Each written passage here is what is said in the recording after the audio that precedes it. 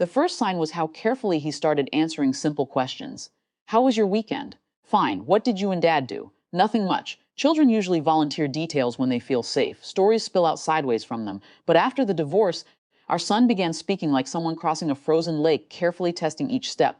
At first, I told myself it was adjustment. 2 homes, 2 schedules, 2 toothbrushes packed into one backpack every Friday afternoon. He was 11. Of course he was struggling.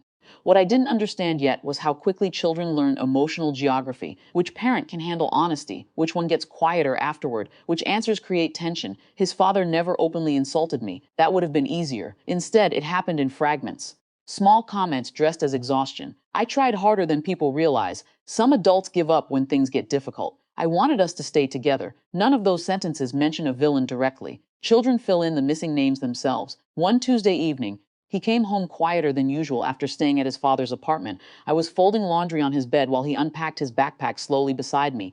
Then he asked it, not angrily, not dramatically, just carefully. Why did you ruin our family? The shirt slipped from my hands onto the floor. He looked terrified immediately after saying it, like he already regretted the question before I answered.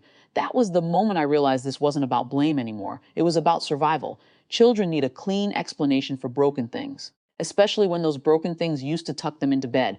I sat beside him on the edge of the mattress and felt 2 completely opposite instincts collide inside me. One wanted to defend myself. Tell him about the years I spent trying to hold conversations together while his father disappeared emotionally inside the same room. Tell him about unpaid bills hidden in drawers, about apologies repeated so often they stopped functioning as apologies. Tell him about the woman from his father's office whose name appeared too frequently on late-night messages.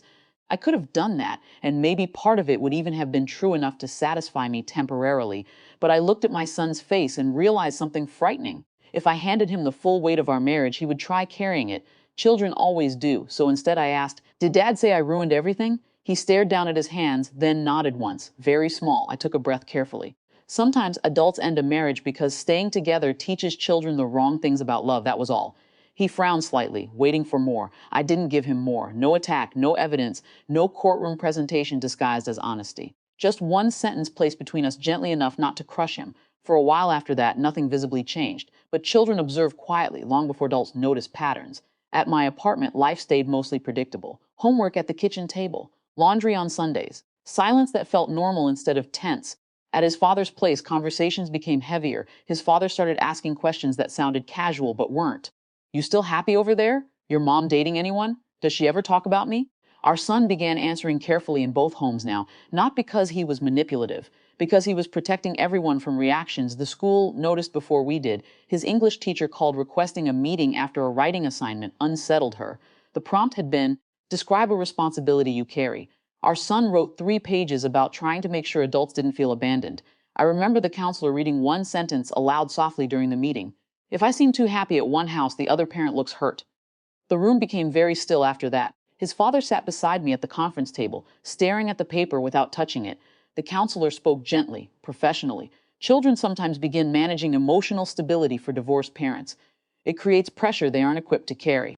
His father immediately grew defensive. I never asked him to do that. No, the counselor said carefully, but children respond to emotional environments even without direct requests. Then our son said something neither of us expected quickly, looking at the floor. I feel bad every time one of you seems lonely. That sentence changed the entire room, because suddenly the problem no longer belonged to the marriage, it belonged to him.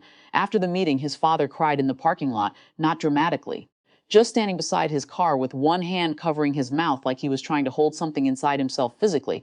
I didn't go to him, and he didn't come toward me either. Some distances remain necessary even after understanding arrives. Months later, things became calmer. Not fixed, just calmer. One evening while I washed dishes, our son sat at the counter doing homework and asked suddenly, "Did you and Dad ever actually love each other?" I dried my hand slowly before answering. "Yes," I said. "We did." He looked up. Then what happened? I thought about all the complicated adult answers available. Instead, I told him the truest one. We stopped knowing how to make that love safe for everyone living inside it. He nodded quietly and returned to his homework, not healed, not untouched, but finally beginning to understand that the divorce was never supposed to become his burden to explain.